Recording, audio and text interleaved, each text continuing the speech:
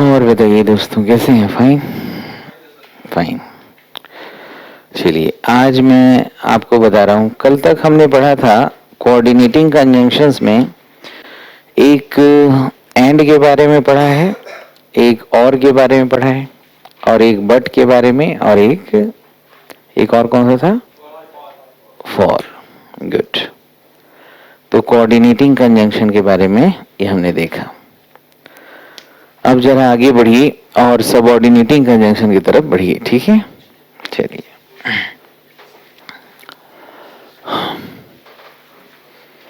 देखिए कितने कंजंक्शंस हैं। बेसिकली कितने तरह के कंजंक्शन हैं?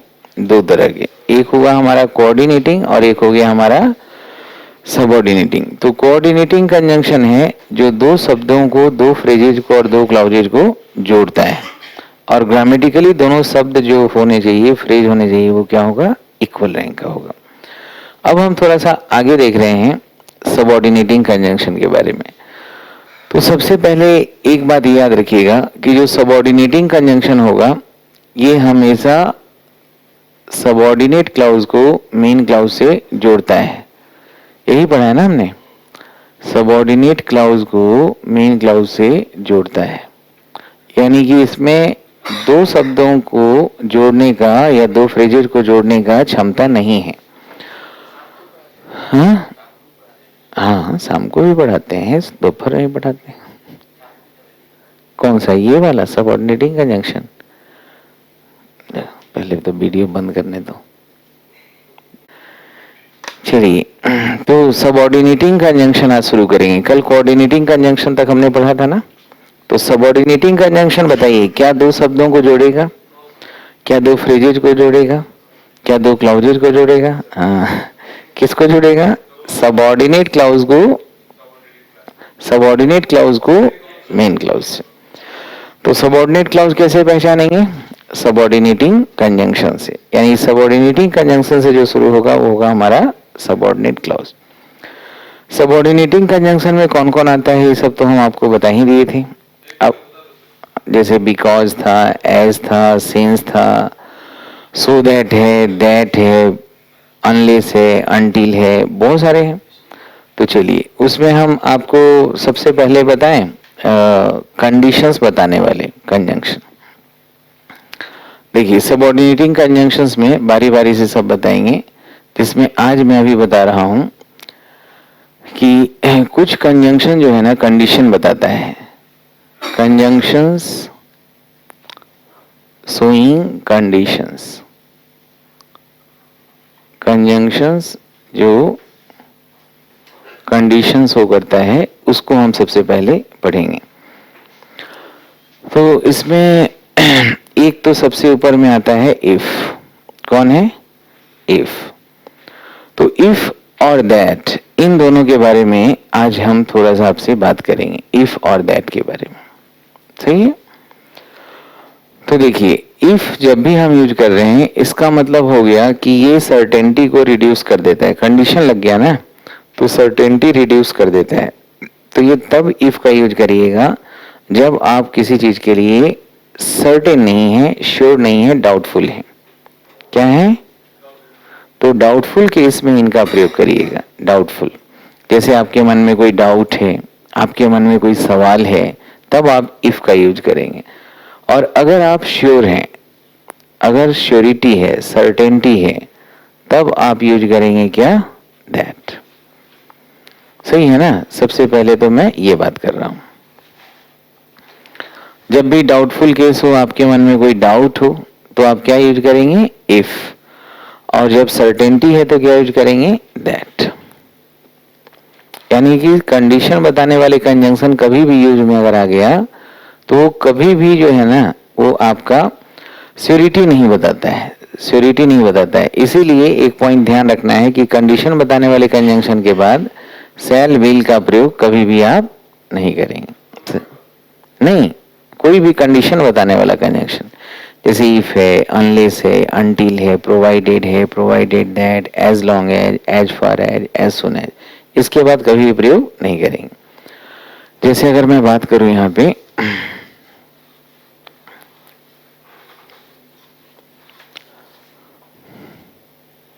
आई am not sure, I am not sure he is coming today. ठीक है, अब यहां पे बताइए क्या लगाएंगे। आई am not sure he is coming today, क्या हो जाएगा, इफ या दैट। कैसे, क्योंकि यहां पे लिखा हुआ है ना कि आई एम नॉट श्योर, मैं श्योर नहीं हूं, यानी कि मैं डाउटफुल हूं, तो फिर हम यहां पे लगाएंगे इफ। क्या लगाएंगे, इफ लगाएंगे, सही है ना। और अगर मैं यहां पे बोलता नॉट हटा के, अगर मैं बोलता यहां पे कि I am sure he is coming today, तो अब यहां पे क्या लगाते हैं आप, दैट लगाते हैं। तो मैं श्योर हूं, ये बात यहां पता चल रहा है कि मैं श्योर हूं कि वह आज आ रहा है, तो फिर हमने यहां दैट लगाया। अगर इफ लगाते तो गलत हो जाता।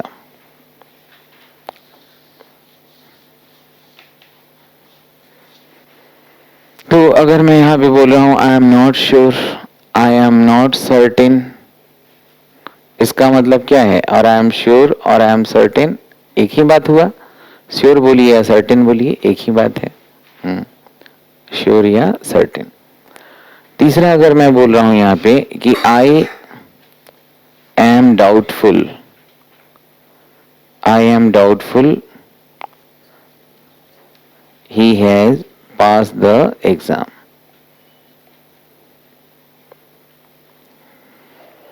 तो बोलिए यहां पे क्या लगाइएगा, इफ लगाएंगे, बिल्कुल सही है। यहां पे हम श्योर नहीं है, यहां पे हम इफ लगाएंगे। और अगर मैं यहां पे बोलता हूं कि आई एम नॉट डाउटफुल, तो आई एम नॉट डाउटफुल का मतलब क्या हो गया कि मैं श्योर हूं, तो I am not doubtful he has pass the exam. अब यहां पे क्या होगा, बिल्कुल सही है,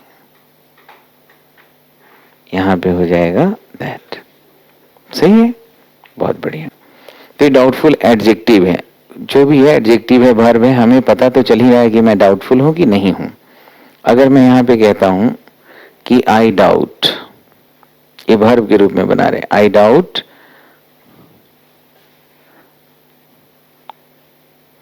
ही इज माई ट्रू फ्रेंड, और I don't doubt, I don't doubt he is my true friend। बताइए इसमें क्या हो जाएगा, I doubt, तो यहाँ पे I doubt है, तो यहाँ पे क्या लिखिएगा, if लिखिएगा, और यहाँ पे क्या लिखिएगा, that। इतना समझ में आ रहा है। चलिए अब एक बात और मैं आपसे पूछूं कि जहां पे आप इफ लगा रहे हैं ना, यहां पे वेदर का भी प्रयोग आप कर सकते हैं। जहां इफ है वहां पे वेदर का प्रयोग करेंगे तो सब्स्टिट्यूट के रूप में होगा, तो इफ के बदले में वेदर भी लगा रहे हैं तो वो कोई दिक्कत नहीं है। जहां इफ लग सकता है वहां बिना कोई अंतर के वेदर का प्रयोग कर सकते हैं, सही है। तो I am not sure, I am not certain whether he is coming today या if he is coming today. I am doubtful if he has passed the exam, या I am doubtful whether he has passed the exam। सही है कि नहीं।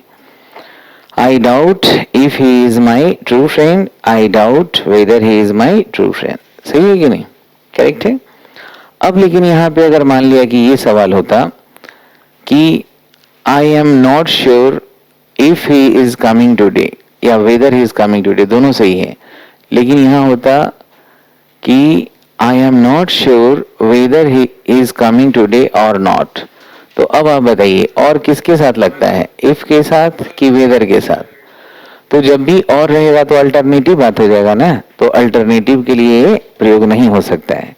तो जब भी if और वेदर में से कोई भी लगा सकते हैं, लेकिन जब बात और लिख के अल्टरनेटिव का बना दिया जाए तो फिर अब इन सब में इफ गलत हो जाएगा, अब फिर वेदर सही होगा। जैसे अगर मैं कह रहा हूं I am doubtful if he has passed the exam, I am doubtful whether he has passed the exam, सही है। लेकिन अगर मैं कहूं यहाँ पे कि whether he has passed the exam or not, तो अब यहाँ पे क्या लिखेंगे, अब यहाँ पे वेदर सही है, इफ गलत हो जाएगा। अगर मैं कह रहा हूं कि I doubt if he is my true friend, तो I doubt if he is my true friend या whether he is my true friend, दोनों सही है।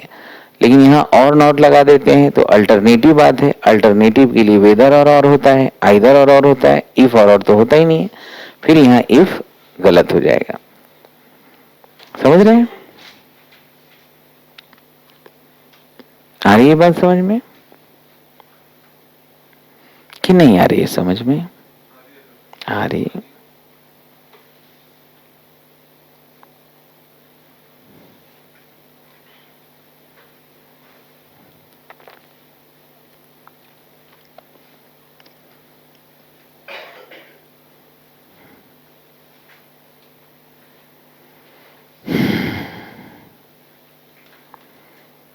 समझ रहे हैं? अब समझ चुके हैं तो मैं यहां सवाल पूछ रहा हूं कुछ और, आप जवाब दीजिए। तो बताइए, जब आपके मन में कोई डाउट रहेगा तो क्या लिखेंगे, इफ या वेदर, और अगर अल्टरनेटिव बात हो तो फिर इफ हटा दीजिए, वेदर लगाइए, और जब श्योरिटी है तब क्या लगाएंगे, गुड। तो यहाँ पे ये क्लियर था, डाउट है, डाउटफुल है, श्योर है, सर्टेन है, नॉट श्योर है, नॉट सर्टेन है, पता चल रहा है। अगर मैं यहाँ पे लिखता हूं he asked me, I had helped them, अब ये सवाल है। अब यहाँ पे ऑप्शन है इफ और दैट, क्या लगाएंगे, इफ और दैट, दो ऑप्शन है, दो कंजंक्शन है, कौन सा लगाइएगा। तो यहाँ पे देखिए, ही आस्क्ड मी, वह मुझसे पूछा था, वह मुझसे पूछा था, तो ये जो बात है वह मुझसे पूछा था, यानी उसके मन में कोई डाउट था, है ना। तो वह मुझसे पूछा था, जैसे डाउट था कैसे पता चला, I am doubtful, I am not sure, I am not certain, तो ही आस्क्ड मी। या अगर हम यहाँ लिख रहे हैं he inquired me, inquired of me, या he wanted to know of me, तो यहाँ पे he wanted to know of me, ये सब क्या है, मन में डाउट क्रिएट कर रहा है ना। तो जब भी यहाँ पे सवाल पूछने वाले शब्द हैं, जैसे आस्क लिखा हुआ है, इंक्वायर्ड ऑफ है, वांटेड टू नो ऑफ है, तो समझो कि यहाँ पे भी डाउट है, वह मुझसे पूछा था, यानी कि वह कुछ जानना चाहता था, उसके मन में कुछ डाउट था। तो फिर अब आप बताओ, इफ ही लगाएंगे। और अगर हमने यहाँ इफ लगाया है तो क्या वेदर भी लगा सकते हैं, बिल्कुल लगा सकते हैं। क्या यहाँ दैट भी लगा सकते हैं, नहीं लगा सकते। लेकिन अगर यहाँ पे होता, हाँ, अब क्या लगाएंगे, अब यहाँ इफ गलत हो जाएगा, वेदर सही है। समझ गए? तो ये क्वेश्चनिंग वर्ड जो है, ask, inquire, wanted to know of, इस पे भी ध्यान रखिए। हालांकि ये चीज इनडायरेक्ट में भी पढ़ेंगे, लेकिन थोड़ा थोड़ा जानकारी रखिए, ठीक है। दैट तो लग ही नहीं सकता, जहां पे क्वेश्चनिंग वर्ड आ गया तो वहां तो कसम खुदा की कभी दैट आ ही नहीं सकता। समझ रहे? हाँ, एक केस में आ सकता है, जब मूड हम दिखाना चाह रहे हैं, कोई रिक्वेस्ट का सेंस हो तो वहां आ सकता है। क्वेश्चन टैग में हम आस्क लगाते कब है, इंट्रोगेटिव में ना। तो अगर सेंटेंस इंट्रोगेटिव हो, हेल्पिंग वर्ब वाला हो, तो वहां कंजंक्शन ही फॉर वेदर ही खाली पड़ा है। और WH वाला हो तो वहां WH ही कंजंक्शन हो जाता है, तो दैट का तो कहीं स्थान ही नहीं है। तो इनडायरेक्ट में ही पढ़ेंगे तभी हम इफ और वेदर ही लगाते हैं, अगर सवाल हेल्पिंग वर्ब से स्टार्ट हो। और WH से है तब तो WH ही खुद कंजंक्शन बन जाता है।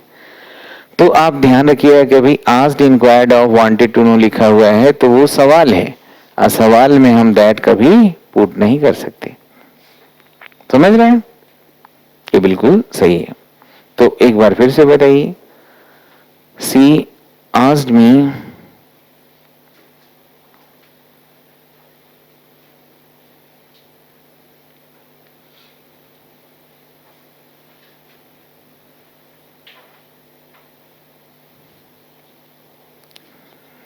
बोलिए, यहां पे क्या लगाएंगे, यहां पे इफ या दैट क्या लगाना चाहिए,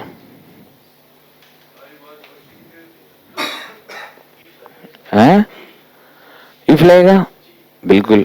या वेदर नहीं लगा सकते, लगा सकते हैं। लेकिन अगर और नॉट आ जाता तब फिर इफ नहीं लगा सकते थे। आ रहा है समझ में? और अगर मैं यहां पे लिखूं कि वह मुझे बताया था, he was coming, तो फिर यहां इफ और वेदर नहीं लगा सकते, यहां दैट लगाएंगे। समझ रहे? तो कभी भी मन में आपके कोई सवाल है, कोई डाउट है, क्या लगाइएगा? इफ या वेदर लगाएंगे। दैट हम तब लगाएंगे जब हम श्योर हैं। और पूछें इसी को, बताएंगे। Are you getting the point? आप फॉलो बहुत अच्छा करते हैं। क्या नाम है आपका? कुलदीप? हरदीप, बहुत बढ़िया। तुम लाइफ में बहुत अच्छा करोगे। कॉन्फिडेंस तुम्हारा, तुम भी करेगा। दोनों का अलग अलग यूएसपी है। वो कॉन्फिडेंट है, वो कोई भी काम दीजिएगा वो सब काम कर सकता है। कई काम कर सका है लेकिन सारा काम नहीं। जैसे दौड़ने का काम दिया जाए तो वो कर सकते हैं, सोने का काम दिया जाए आप कर सकते हैं, खाना बनाने का काम दिया जाए वो बना सकते हैं, खाना खाने का काम दिया जाए आप कर 4 ही घंटे सोते हैं। बहुत जुल्म कर रहे हो तुम अपने ऊपर। 4 घंटा में क्या होगा? नींद पूरी नहीं होगी तुम्हें। बैठे बैठे। अच्छा, कौन सा जानवर है जो खड़े खड़े सोता है? घोड़ा। ऊंट भी खड़ा खड़े खड़े सोता है। घोड़ा है खड़े खड़े सोता है। अरे ये जो राफेल डील जो हुआ है, इसमें सही में मोदी सरकार कुछ किया है क्या? गायब हो गया है, चोरी कर लिया सब। लेकिन राफेल डील में हमें लग रहा है कि कुछ है मामला। ऐसे ही राहुल बेचारा वो सीधा बालक ऐसे ही थोड़े चिल्ला रहा है, कुछ इसको पता चला है गुप्त सूचना से। आपको क्या लग रहा है? तुम्हें तो पता भी नहीं राफेल क्या है।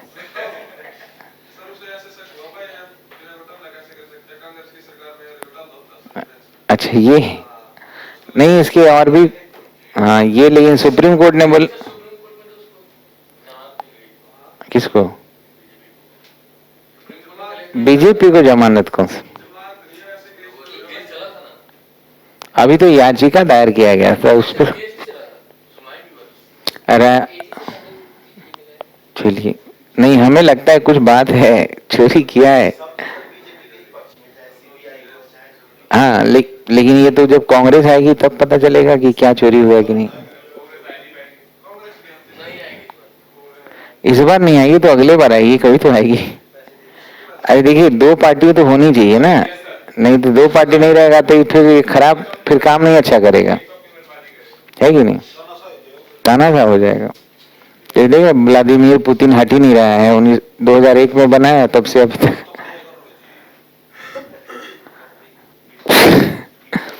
अभी तक राफेल नहीं लाया है। क्या बढ़िया काम कर रहा है। लेकिन हाँ ये ठीक है, बढ़िया चीज लाना जरूरी है। ये जो मिग जो खरीदा था यहाँ से रसिया से, सुखोई, कोई काम का नहीं है।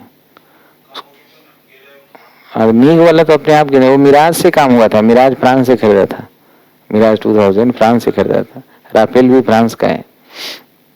चलिए यहाँ पे जरा सोच के बताइएगा, अगर मैं कहूं कि he is little doubtful, he is little doubtful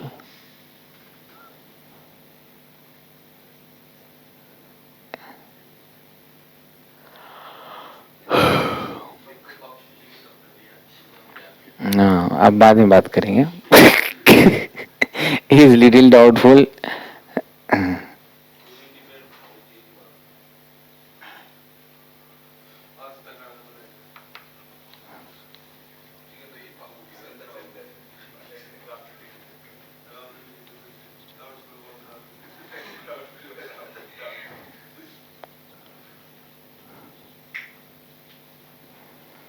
अब यहाँ पे बताइए, यहाँ पे क्या लगाइएगा, दैट या इफ में से बताना है, क्या हो जाएगा,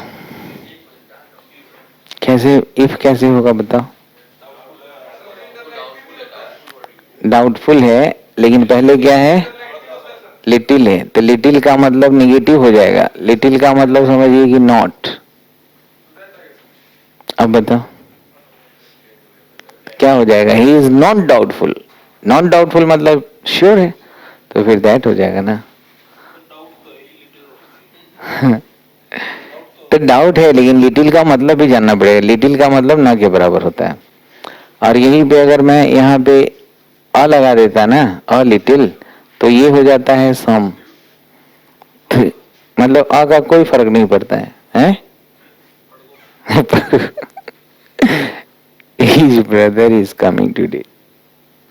अच्छा बोलता है, मतलब टोन एकदम साफ पता चलता है। अच्छा है, मिट्टी का महक आता है गांव का।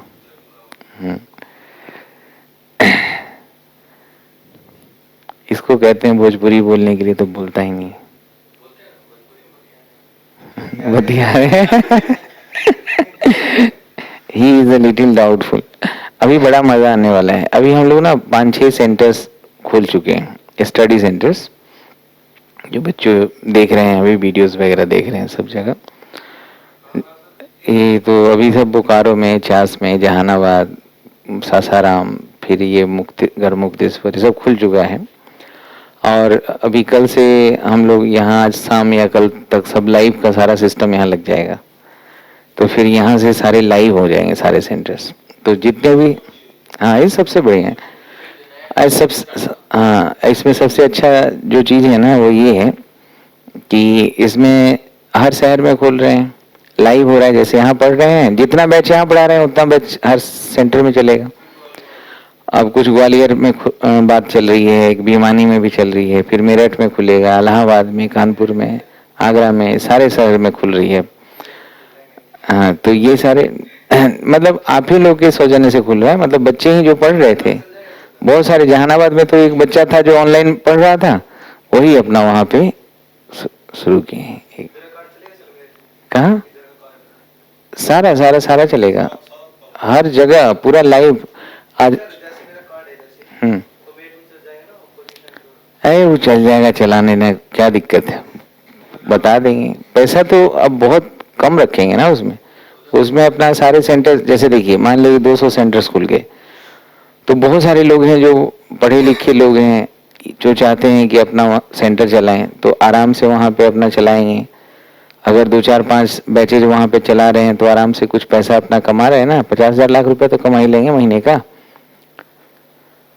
तो इस तरह से रोजगार तो अपना बढ़ जाएगा ना, 200-400 लोग को रोजगार मिल जाएगा, कुछ हमें भी मिल जाएगा। हम ज्यादा मतलब हम कुछ पैसा ले ही नहीं रहे, यहाँ पे लोग ले रहे हैं 5-5 लाख रुपया, और हम सिर्फ 1 रुपया नहीं ले रहे हैं।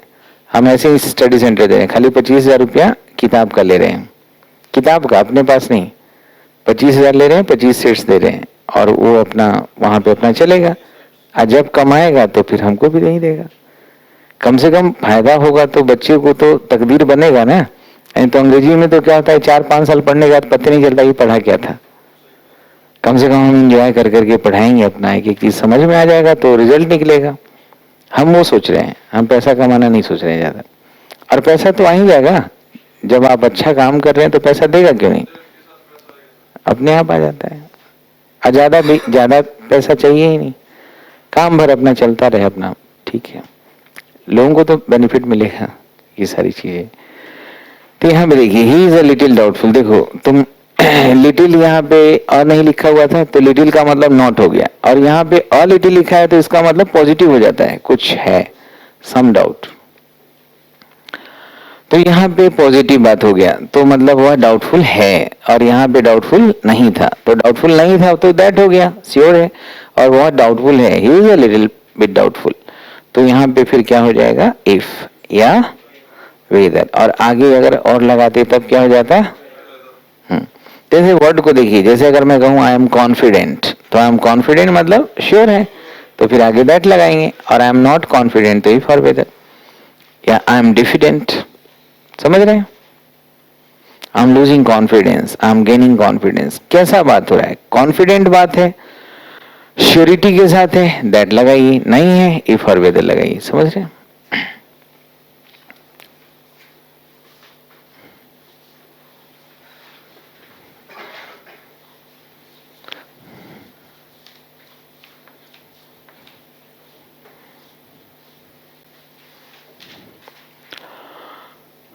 अब जैसे देखो, एक वाक्य को पढ़ो, फिर मैं समझा रहा हूं। अगर मैं यहां पे लिखूं he will not pass the exam, he will not pass the exam, he will not pass the exam if he will not pass the exam if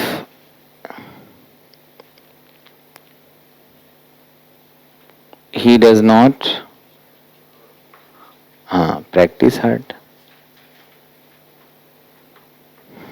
ठीक है, he will not pass the exam if he doesn't practice hard। तो he will not pass the exam, ये पूरा एक clause हो गया ना, और यहां से जो शुरू हो गया ये अलग क्लाउज हो गया। तो इसमें मेन क्लाउज कौन होता है? हाँ, जो पहले वाला नहीं, जो बिना कंजंक्शन का है वो मेन क्लाउज, और सबऑर्डिनेटिंग कंजंक्शन से जो शुरू होगा वो हमारा सबऑर्डिनेट क्लाउज। अगर मैं आपसे पूछूं कि अच्छा, जो सबऑर्डिनेटिंग कंजंक्शन से जोड़ने वाला क्लाउज होता है ये कौन सा सेंटेंस कहलाता है स्ट्रक्चर के हिसाब से? तो जितने भी सबऑर्डिनेटिंग कंजंक्शन वाले से जुड़ के जो बनेंगे वो सब हो जाएगा हमारा कॉम्प्लेक्स सेंटेंस। कॉम्प्लेक्स सेंटेंस तीन तरह का वाक्य होता है, जो कोऑर्डिनेटिंग से जुड़ेगा वो हो जाएगा हमारा कंपाउंड, और ये हो जाएगा कॉम्प्लेक्स, और जिसमें कोई दो क्लाउज नहीं है तो वो सिंपल। ये कॉम्प्लेक्स सेंटेंस है। तो ये जो सबऑर्डिनेट क्लाउज होता है तीन काम करता है, नाउन का, एडजेक्टिव का और एक एडवर्ब का। क्या काम करता है? नाउन, एडजेक्टिव और एडवर्ब का काम करता है। ये जो सबऑर्डिनेट क्लाउज होता है ना वो तीन काम करता है, चाहे तो नाउन का काम करेगा, चाहे तो एडजेक्टिव का काम करेगा, या फिर एडवर्ब का काम करेगा, तीन करेगा। तो ये कौन क्या काम कर रहा है ये पूछना है यहां से, मेन वर्ब से। यहां से अगर जैसे पूछेंगे ना, वेन से अगर जवाब मिला, वाई से जवाब मिला, हाउ से जवाब मिला, वेयर से जवाब मिला, तो ये सब हो जाएगा हमारा कौन सा clause? When, why, how, where, इनसे जवाब जो मिल गया अगर, तो ये एडवर्ब क्लाउज होगा। तो यहाँ पूछिए, he will not pass the exam, वह एग्जाम पास नहीं करेगा। कब तक पास नहीं करेगा? जब तक मेहनत नहीं करता है। तो कब से जवाब मिल रहा है? तो कब से जवाब मिल रहा है तो क्या हो गया? हाँ, और व्हाट से अगर जवाब मिलेगा तो कौन सा क्लाउज होगा? Noun clause.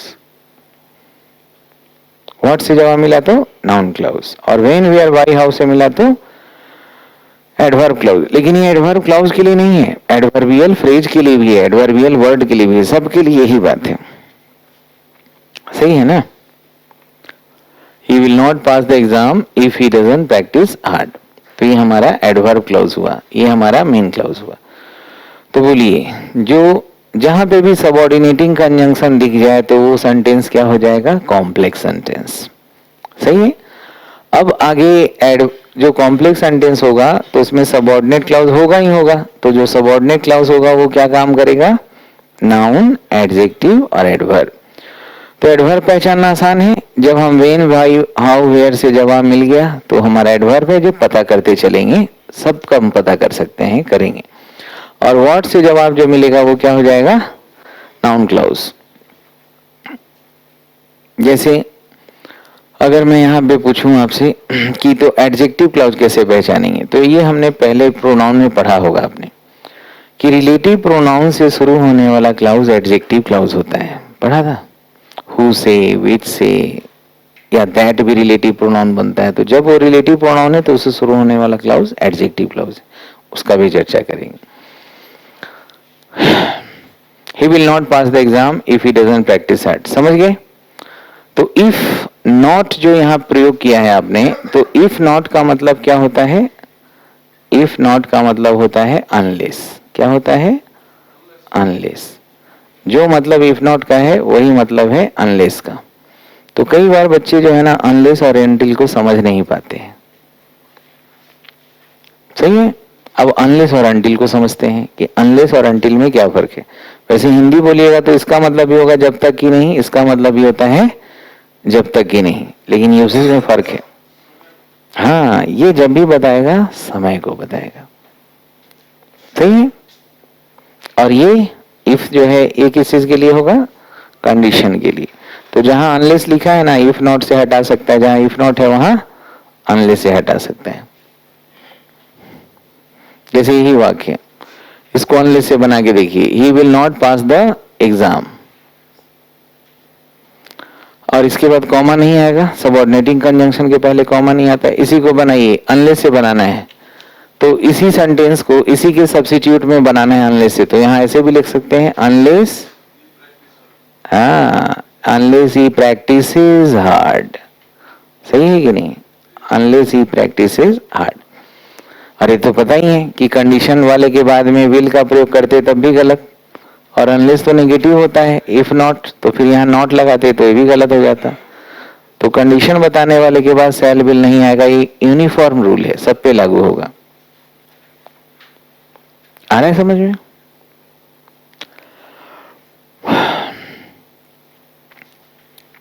ध्यान से देखिएगा, एक एक चीज को समझिए। तो यहां पे हमने अनलेस का प्रयोग किया है या इफ नॉट का, दोनों में से कोई अंतर तो नहीं है ना, कोई अंतर है?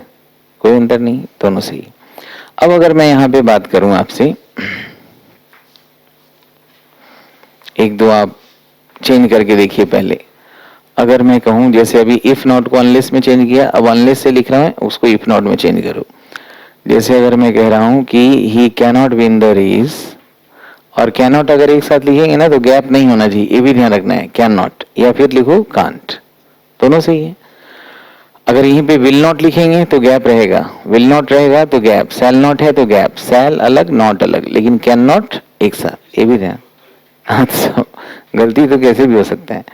जैसे देखते हैं परसेंट है तो परसेंट लिखेंगे तो गैप रहता है, परसेंटेज लिखेंगे तो गैप नहीं होता है, सही है। जैसे सम टाइम बोल रहा है तो सम यहाँ पे डिटर्मिनर है तो टाइम अलग, लेकिन सम टाइम्स एडवर्ब के रूप में लिखेगा तो एक साथ लिखना पड़ता है सम टाइम्स। ऑलरेडी लिखेगा सिंगल एल वाला तो एक साथ आता है, लेकिन यही डबल एल वाला है तो अलग अलग लिखना पड़ेगा, है कि नहीं। जैसे पिछला साल एसएससी में आया था एवरीवन, तो एवरीवन समवन जब भी ऑफ के पहले आए या जानवर वस्तु के लिए आए तो गैप होना चाहिए, वरना वो भी गलती होता है कई तरह से। ऑल टुगेदर सिंगल एल में गैप नहीं रहेगा, डबल एल में गैप रहता है, गलती भी कैसे होगा। तो कैन नॉट में भी ध्यान रखिएगा कि एक साथ लिखना है। तो अगर मैं यहां लिख रहा हूं he can not win the race, और रेस नहीं जीत सकता है अनलेस ही रन्स फास्ट। अब ये बताइए कि इसमें he can not win the race कौन सा क्लाउज हुआ, मेन क्लाउज, और सबऑर्डिनेटिंग कंजंक्शन से जो शुरू हुआ ये कौन सा क्लाउज, सबऑर्डिनेट क्लाउज हो गया। हाँ, कॉमा गलत है, ये तो मैंने जान के रखा था कि ध्यान जा रहा है कि नहीं। Good, you are improving a lot. तो he cannot win the race unless he runs fast, सही है। अब ये देखिए, अनलेस के बाद हम यहाँ पे शैल विल लगा सकते थे, नहीं लगा सकते। अनलेस का मतलब इफ नॉट होता है, दोबारा नॉट लगा सकते हैं, नहीं लगा सकते। अब यहाँ पे ये मेन क्लाउज, ये सबऑर्डिनेट क्लाउज, अर्थात ये हो गया हमारा कॉम्प्लेक्स सेंटेंस। ये सबऑर्डिनेट क्लाउज काम क्या कर रहा है ये भी पता करना है, क्योंकि इसका रीअरेंजमेंट में बड़ा रूल है। तो he can not win the race, क्यों नहीं जीत सकता, कब तक नहीं जीत सकता। हाँ, जवाब मिल रहा है ना, तो जवाब मिलना चाहिए। जवाब मिल रहा है कब से, तो ये एडवर्ब क्लाउज हो गया हमारा, है ना, एडवर्ब क्लाउज हुआ। अभी बिकॉज से आपने पढ़ा होगा, तो जैसे अगर हम कह रहे हैं कि you can not win the race because you don't run fast, तो बिकॉज क्यों नहीं जीत सकते, क्योंकि तुम तेज नहीं दौड़ते। तो क्यों से जवाब मिल रहा है, वो भी हमारा एडवर्ब फ्रेज है। अभी आपने लिखा he told me that he is working hard, तो ही टोल्ड मी, पूछो क्या बोला, कि वह मेहनत कर रहा है। तो क्या से जवाब मिल रहा है, फिर दैट से, वो नाउन क्लॉज हो गया। और यही दैट कोई नाउन को डिफाइन करे तो एडजेक्टिव क्लॉज हो जाएगा, जो हम हर सेंटेंस के साथ आपसे पूछेंगे, समझ में आ जाएगा।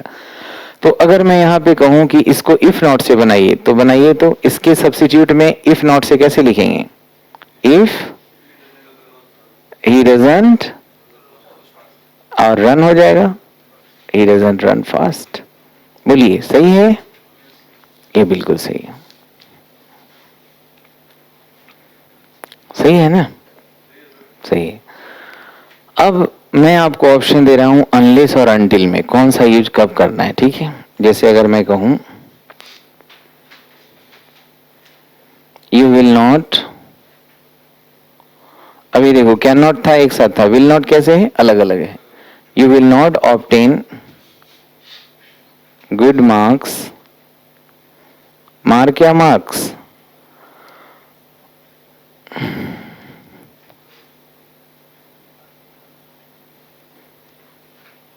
मार्क्स अनटिल में सिंगल एल लगाइएगा, वही टिल रहेगा तो क्या होगा? Double L.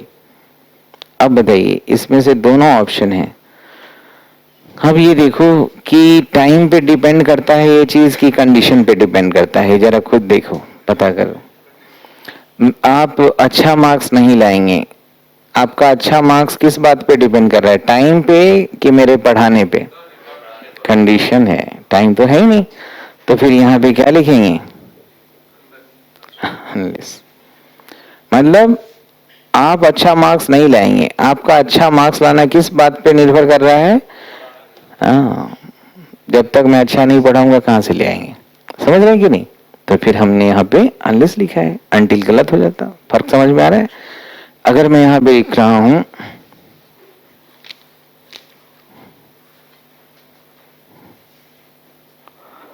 आई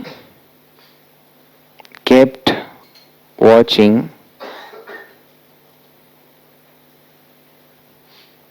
him play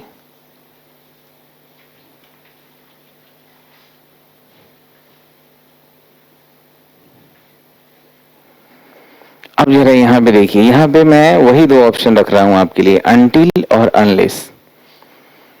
अब जरा पूछो यहाँ पे, मैं उसे खेलते हुए देखता रहा, आपको ये पता है वॉच के बाद प्ले लिख रहे हैं, मतलब पूरा देखा शुरू से अंत तक, प्लेइंग देखा तो थोड़े समय के लिए, ये आप नॉन फाइनाइट में पढ़ेंगे।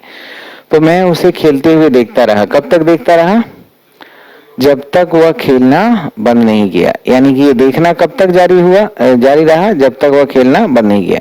यानी कि यहाँ पे कब तक, यानी कि उसके समय बंद करने तक, यानी कि यहाँ पे बात हो रहा है समय का, यहाँ अनलेस लगाएंगे तो गलत हो जाएगा। और अनटिल में ध्यान रखिएगा डबल एल मत लगा दीजिएगा, हाँ सिंगल एल रहेगा तो ठीक है। अब अनटिल जो है यहाँ पे भी ये एडवर्ब क्लॉज बना रहा है, ये हमारा सबऑर्डिनेटिंग कंजंक्शन है, लेकिन यही प्रीपोजिशन भी बनता है। हाँ, तो फिर ऑब्जेक्ट आ जाएगा। तो अनटिल और बाई में फर्क करना पड़ेगा, पहले अनटिल समझ लेते हैं हम, फिर मैं इसको प्रीपोजिशन में ही बताऊंगा। जैसे अगर मैं कह रहा हूं कि ही can not marry, he can not marry, he is 30। अब यहां पे बताइए उसका शादी करना किस बात पे निर्भर कर रहा है? कोई कंडीशन पे कि समय पे? समय पे। तो फिर बताओ क्या लगाओगे? अनटिल लगाएंगे। हाँ हाँ, क्या है? हाँ 30 ज्यादा उम्र है तो उससे मतलब नहीं है, कोई 30 में करे 35 में, बात है कि अनटिल लगाएंगे, बात समय की हो रही है कि नहीं? और कोई करेगा ही नहीं शादी, तो अब उसका क्या है? हम तो ग्रामर सीख रहे हैं, आप नहीं करेंगे, अच्छी बात है।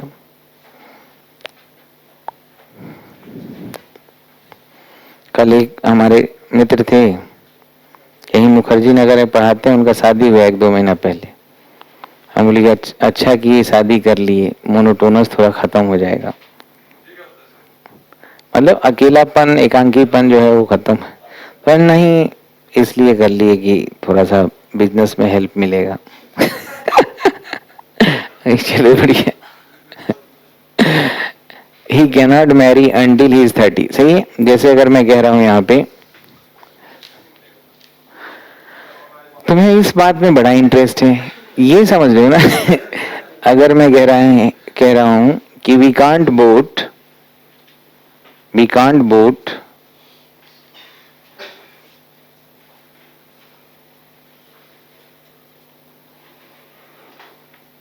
बोलिए, हम लोग वोट नहीं कर सकते। हम लोग का वोट करना किस बात पे डिपेंड कर रहा है? समय पे। तो फिर क्या लगाएंगे? अनटिल लगाएंगे। तो अनटिल यहां पे प्रीपोजिशन बोलिएगा या कंजंक्शन बोलिएगा? कंजंक्शन है, दो क्लाउजेज को जोड़ रहा है। और ये जो है हमारा कौन सा सेंटेंस हुआ पूरा? कौन सा सेंटेंस है? कॉम्प्लेक्स सेंटेंस है। तो ये हम स्ट्रक्चर के हिसाब से देख रहे हैं। जब हम नारेशन पढ़ते हैं फंक्शन के हिसाब से देखते हैं। फंक्शन पे जब देखेंगे ना तो पूरा वाक्य समझ में आ जाएगा कि सवाल कर रहा है, क्या कर रहा है, तो फिर और मजा आता है, हर चीज क्लियर हो जाती है ना। इनफैक्ट हम जब रीडिंग स्किल करते हैं तो हर सेंटेंस का फंक्शन ऑब्जर्व करते हैं, वैसा ही भाव मन में आने देते हैं। जैसे अगर मैं कह रहा हूं कि I will stay here, I will stay here,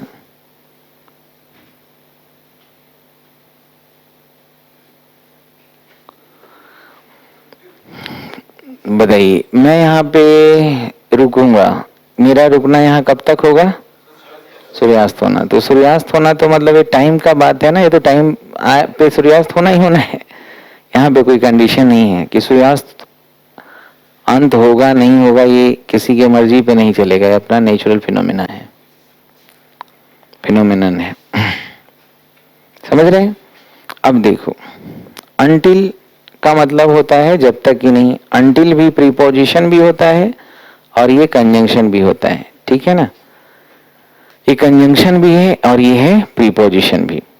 और बाई का मतलब भी होता है तक, और अनटिल का मतलब, हम अब प्रीपोजिशन के रूप में आपसे बात कर रहे हैं। अनलेस अनटिल समझ में आया? अब ये देखिए, जैसे ये प्रीपोजिशन है और ये भी प्रीपोजिशन है। अब एक प्रीपोजिशन के मल्टीपल यूजेज होते हैं, कम से कम 3 कॉन्टेक्स्ट में तो होता ही है, लोकेशन, टाइम और डायरेक्शन। तो अगर अनटिल की बात कर रहे हैं तो इसका मतलब ये हो गया, मीनिंग इसका कि at the end of the expiry time,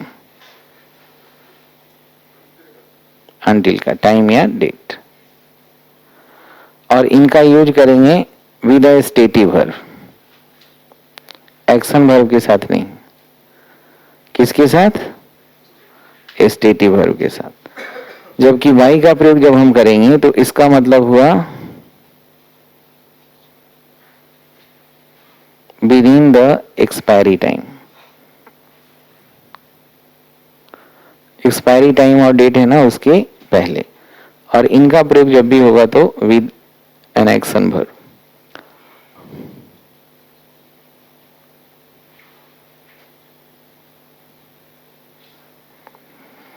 with an action verb, सही है।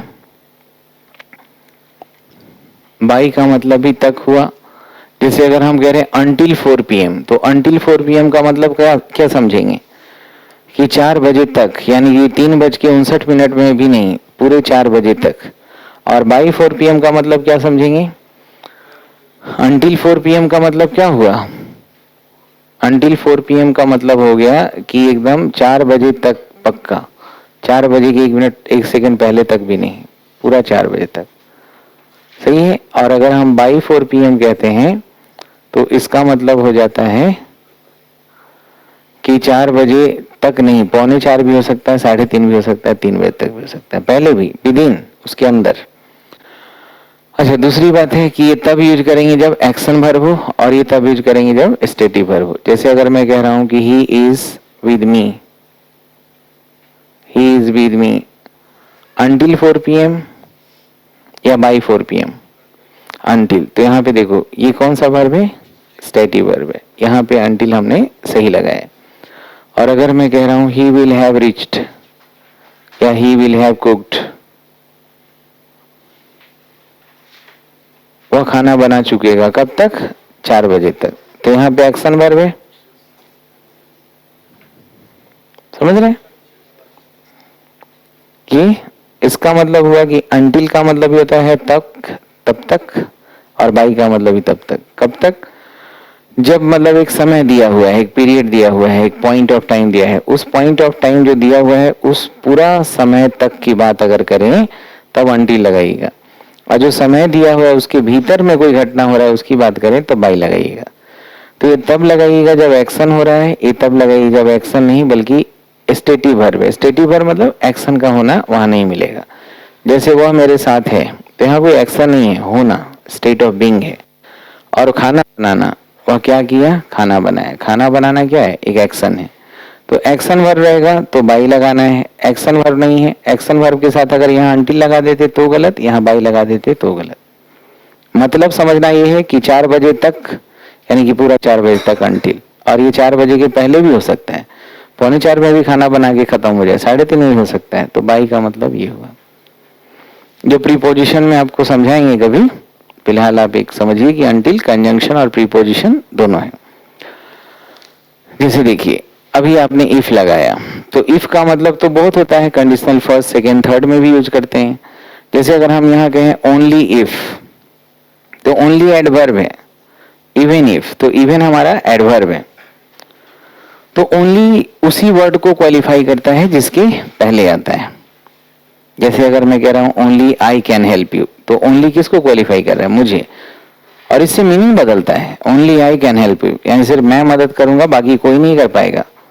और अगर मैं कह रहा हूं I can only help you, सिर्फ मदद कर सकते हैं, रिजल्ट मेरे हाथ में नहीं है। I can help only you, मैं सिर्फ आपकी मदद कर सकता हूं, बाकी को नहीं करूंगा। समझ रहे हैं कि नहीं?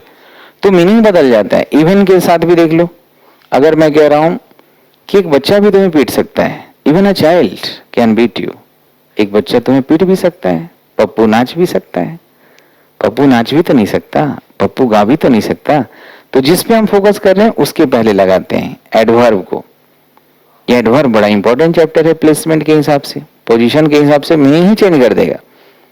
जैसे पिछले साल भी सवाल आया था कि I have already paid for accommodation and travelling, so only I need to have some pocket money. तो ओनली का पोजीशन ही गलत था। तो कुछ सवाल तो आप सीधा सीधा समझते हैं कि सिंगुलर प्लूरल के हिसाब से देखते रहते हैं, लेकिन बहुत सारे चीजों को देखने का नजरिया अलग होता है। हर पार्ट्स ऑफ स्पीच का अलग तरीका होता है पढ़ने का, समझने का। तो एडवर्ब अगर ओनली लगा दिए तो इसका मतलब कंडीशन जो हो जाएगा वो स्पेसिफिक कंडीशन हो जाएगा। कौन सा हो जाएगा? स्पेसिफिक कंडीशन हो जाएगा। और ध्यान रखना, इफ के पहले ओनली की बात करें, यही ओनली इफ अगर लिख दिया ना तो इसका मतलब कुछ और हो जाएगा। इसका मतलब हाइपोथेटिकल सिचुएशन के लिए हो जाएगा, इसका मतलब हो जाएगा I wish, O that, would that, फिर इसका मतलब चेंज हो जाएगा। जैसे इफ के पहले ओनली लिख रहे हैं तब तो ये कंडीशन ही रहेगा, लेकिन अगर हम यहां पे इफ ओनली कर दें तो इसका मतलब हो जाएगा काश, काश कि हम होश में आने ना पाए। गाना सुना है? मतलब गाने वाला कह रहा है कि होश में आने ना पाए, बेहोश रहे, काश ऐसा हो जाए, लेकिन नहीं, होश में ही रहेंगे। मतलब हाँ, रियल बात है, इमेजिनरी बात है, हाइपोथेटिकल है। कहते हैं काश में फिर से एक बार बच्चा हो जाता, क्या ये संभव है? नहीं है। तो ये क्या है? काल्पनिक बातें हैं। तो काल्पनिक बातों के लिए हम इफ ओनली का प्रयोग करेंगे। इफ के बाद ओनली हो तो काल्पनिक हो जाएगा, फिर कुछ अलग ही तरीके से इसको ट्रीटमेंट मिलना शुरू होगा। समझ रहे? इसके बाद फिर जब भी आएगा तो V2 आएगा या हैड प्लस V3, डिपेंड करता है कि वो विशेष जो है वो प्रेजेंट का है कि पास्ट का।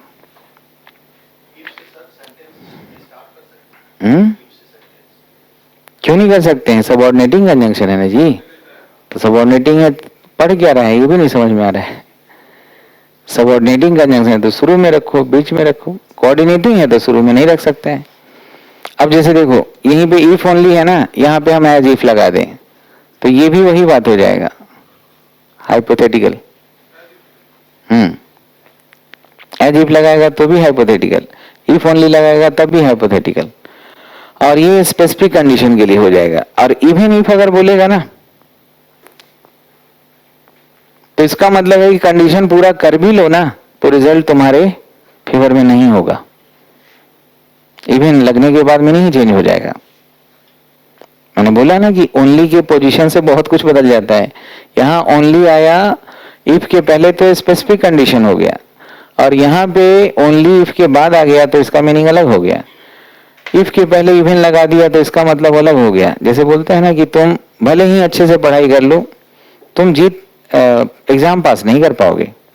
तो you can not pass the exam even if you study well. मगर कंडीशन पूरा भी कर लें, रिजल्ट आपके कंड्यूसिव नहीं होगा, फेवरेबल नहीं होगा। तो इसका मतलब हुआ कि the result is not conducive. Conducive का मतलब favourable. Even after the completion of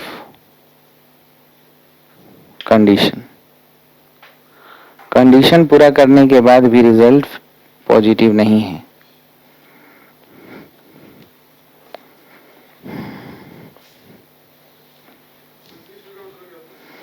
conducive मतलब फेवरेबल, कंड्यूसिव का मतलब हो गया फेवरेबल।